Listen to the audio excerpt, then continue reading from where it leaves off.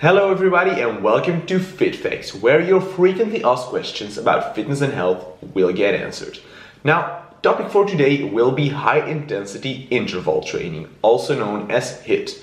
And more specifically, I will talk to you guys about the different variations of HIIT there are and the possible benefits and downsides of high intensity interval training. Now, let's jump straight into the video.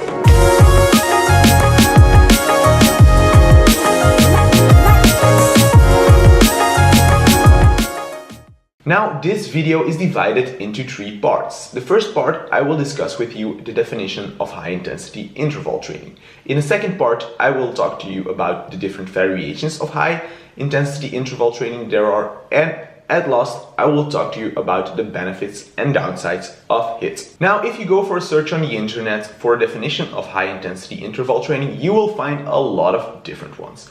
But a very broad one that I found in a book of two physiology professors, which I will link the book down in the descriptions for you that are interested. And the definition of those two professors go as following.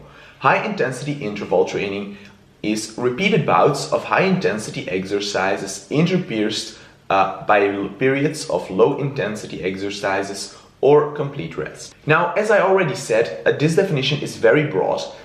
Because there is no specificity to how long the high intensity or low intensity exercises need to be, or what high intensity is high enough for the high intensity bout, etc. And that brings me to the second part of this video, the different variations of high intensity interval training. Now, because there are different forms of high intensity interval training, I found it very difficult to categorize them so that they made sense to me and to you guys. But in the end, I found the following way to do this. On one side, you have the high-intensity interval trainings that are meant for aerobic endurance and mostly sport events, like swimming, running, cycling, etc.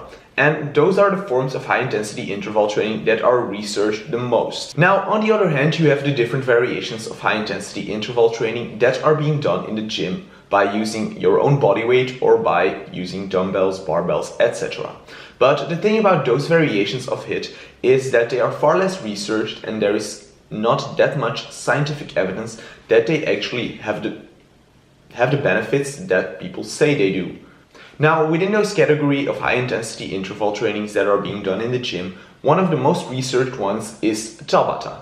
And a Tabata is a high-intensity interval training that repeats 8 sets of 30 seconds. And in those 30 seconds, you do 20 seconds of your high-intensity exercise and you have 10 seconds of rest. And you repeat that 8 times. Now, other variations of high-intensity interval training that can be done in the gym are power intervals or turbulence training. But I will not head into detail into these ones in this video, but in a future one in a few weeks.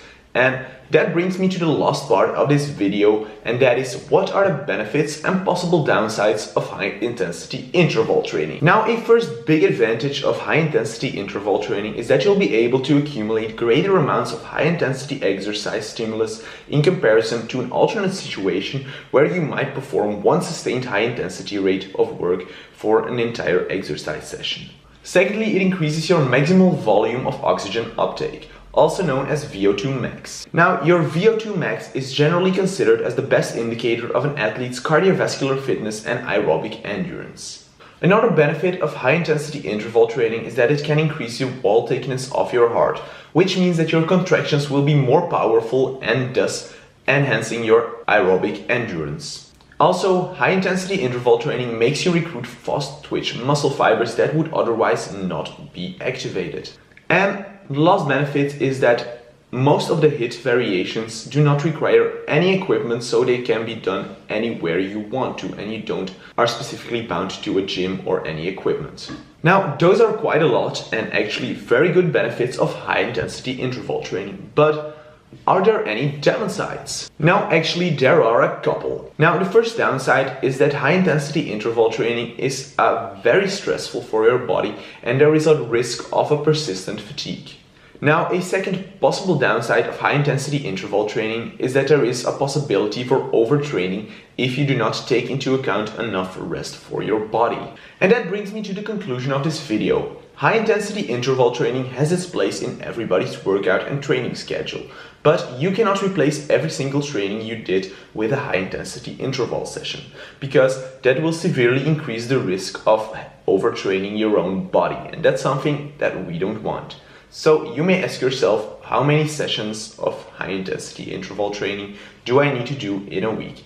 And I would say that 2 HIIT sessions a week is a very good thing to do and will have certain benefits for your health and your aerobic endurance, etc. Now, that will be it for today. I hope you enjoyed the video. If you did so, make sure to give this video a thumbs up. Leave any questions you might have in the comment section down below, and subscribe to our channel if you want to be updated on when and what we post. And I will see you guys next week to talk specifically about high intensity interval training for endurance sports and endurance athletes. Until next week.